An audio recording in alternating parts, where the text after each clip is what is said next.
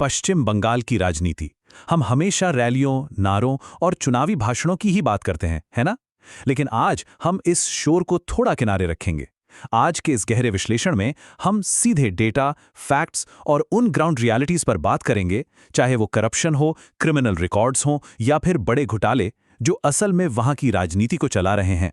चलिए सीधे शुरू करते हैं। तो इस पूरे मामले को अच्छे से समझने के लिए हम इसे 5 हिस्सों में बांटने वाले हैं। पहला, राजनीति में क्रिमिनलाइजेशन, फिर सिंडिकेट और कटमनी का खेल, उसके बाद बड़े घोटाले, फिर हम देखेंगे टीचर रिक्रूटमेंट स्कैम की पूरी टाइमलाइन, और आखिर में जानेंगे कि इन सब का आम जनता पर क्या असर हो रहा है। चलिए भाग 1 से शुरू करते हैं, राजनीति में अपराधीकरण। आइए एसोसिएशन फॉर डेमोक्रेटिक रिफॉर्म्स यानी एडीआर के आंकड़ों से बड़ी तस्वीर को समझते हैं। अब जरा इस डेटा को देखिए, ये वाकई हैरान करने वाला है। पश्चिम बंगाल के 47% यानी लगभग आधे मौजूदा विधायकों पर क्रिमिनल केस दर्ज हैं। और बात सिर्फ छोटे मोटे मुकदमों की नहीं है, इनमें से 37% पर हत्या और महिलाओं के खिलाफ अपराध जैसे बेहद सीरियस चार्जेस हैं। ये कोई आम बात नहीं है। और अगर आपको लग रहा है कि ये किसी एक पार्टी की कहानी है, तो ऐसा बिल्कुल नहीं है। ये एक क्रॉस पार्टी इशू है। डेटा साफ दिखाता है कि सत्ताधारी पार्टी टीएमसी के 41% मौजूदा विधायकों पर क्रिमिनल केस हैं, तो वहीं मुख्य विपक्षी दल बीजेपी के भी 66% विधायकों ने अपने हलफनामे में आपराधिक मामले घोषित किए हैं। मतलब ये एक पूरी तरह से सिस्टमैटिक प्रॉब्लम है। और अगर हम 2026 के पहले चरण के चुनावों की तरफ देखें, तो तस्वीर और भी साफ हो जाती है। यहां जीतने की क्षमता यानी विनेबिलिटी के आगे सब फीका है। पहले चरण में बीजेपी के 70% और टीएमसी के 43% उम्मीदवारों का क्रिमिनल रिकॉर्ड है। साफ है कि बाहुबली राजनीति का चलन कम नहीं हो रहा है, बल्कि इसे और बढ़ावा मिल रहा है। चलिए अब दूसरे भाग पर आते हैं, सिंडिकेट और कटमनी। देखते हैं कि ये चीजें एक आम नागरिक की रोजमर्रा के आर्थिक जिंदगी को कैसे इम्पैक्ट करती हैं। सबसे पहले बात करते हैं सिंडिकेट की। आपने ये वर्ड सुना तो बहुत होगा।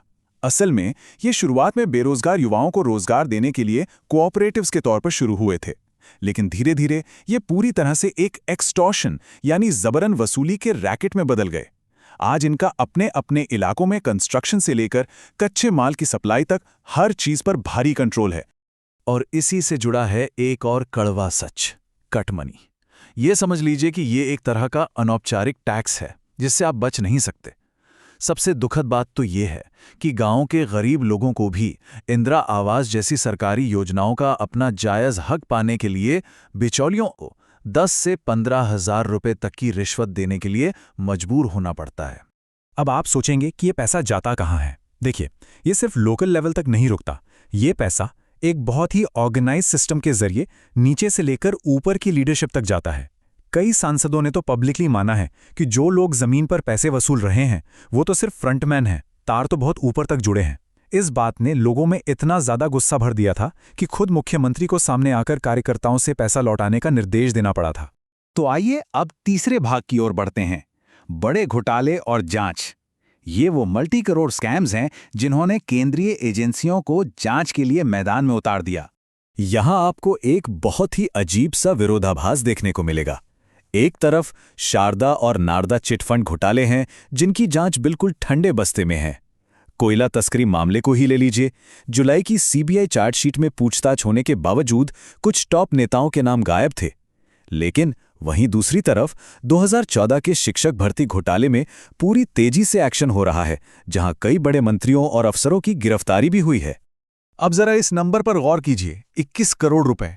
ये वो नकद रकम है जो प्रवर्तन निदेशालय यानी ईडी ने जुलाई 2022 में टीएमसी के एक मंत्री पार्थ चैटर्जी की गिरफ्तारी के दौरान बरामद की थी। एक स्कूल रिक्रूटमेंट स्कैम में इतनी बड़ी रकम का मिलना ये साफ दिखाता है कि करप्शन की जड़ें कितनी गहरी हो चुकी थी। और जांच की इस अलग अलग रफ्तार की वजह से एक बहुत बड़ा सवाल बार बार उठ रहा है। कई रिपोर्ट्स में ये अंदेशा जताया गया है कि क्या 13 जुलाई को दार्जिलिंग राजभवन में हुई बैठक में कोई बैकरूम राजनीतिक डील हुई थी? क्या कुछ नेताओं को बचाने और दूसरों पर शिकंजा कसने का कोई सौदा हुआ था? ये सवाल सीधे सीधे इन पूरी जांचों की निष्पक्षता पर सवालिया निशान लगाता है। चलिए अब भाग 4 पर आते हैं। यहां हम इसी सबसे बड़े और प्रभावशाली विवाद टीचर रिक्रूटमेंट स्कैम की पूरी टाइमलाइन को समझेंगे। ये पूरा मामला 2016 में शुरू हुआ था, जब भर्ती प्रक्रिया स्टार्ट हुई। फिर अप्रैल 2024 में कलकत्ता हाईकोर्ट ने नियुक्तियों को रद्द करके सीबीआई जांच का आदेश दे दिया। लेकिन कहानी यहीं खत्म नहीं हुई। ठीक अगले महीने मई 2024 में सुप्रीम कोर्ट ने हाई कोर्ट के इस आदेश पर टेम्परेरी रोक लगा दी और आखिरकार अप्रैल 2025 में सुप्रीम कोर्ट ने भी इन अपॉइंटमेंट्स को ऑफिशियली कैंसिल कर दिया और एक फ्रेश सिलेक्शन प्रोसेस का आदेश दिया। मतलब राज्य सरकार और न्यायपालिका के बीच सालों तक एक लंबी लीगल लड़ाई चलती रही। और इस पूरी कानूनी खिंचातान का जो सबसे बड़ा इम्पैक्ट है वो इस नंबर में छिपा है, 25,753। ये कोई छोटा मोटा आंकड़ा नहीं है।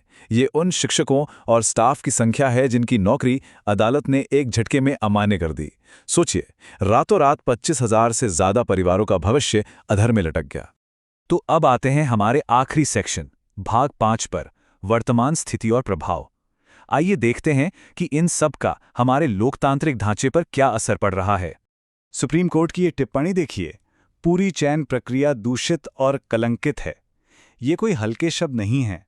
देश की सबसे बड़ी अदालत का ये कहना अपने आप में सारी कहानी बयां कर देता है कि स्टेट के स्कूल सिस्टम में माल प्रैक्टिस किस हद तक घुस चुकी थी।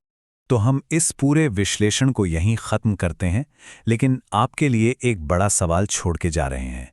सामने महत्वपूर्ण चुनाव है, तो क्या इस बार मतदाता साफ सुथरे शासन को चुनेंगे या फिर एक बार फिर से उन्हीं दागी और क्रिमिनल बैकग्राउंड वाले उम्मीदवारों को वोट देंगे?